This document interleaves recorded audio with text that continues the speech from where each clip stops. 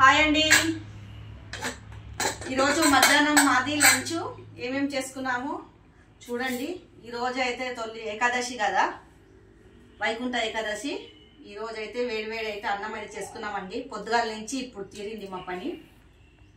గుడికి పోయి ఇంట్లో పూజలు ఇట్లా అన్నీ చేసుకునే వరకు ఇప్పుడు పొద్దుగాల కూడా టిఫిన్ అయితే కూడా చేయలేదండి. ఇప్పుడైతే మధ్యాహ్నం వండుకొని తింటున్నాము. ఈరోజు మీరు ఏమేమి వండుకున్నారో కామెంట్ అయితే చేయండి.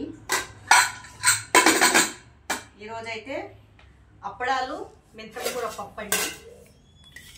ఈ మెంతం కూర పప్పు చేసుకుంటే చాలా టేస్టీగా ఉంటుంది. మీ ఎంతమందికి మెంతం కూర పప్పు ఇష్టం ఉన్నదో కామెంట్ చేయండి.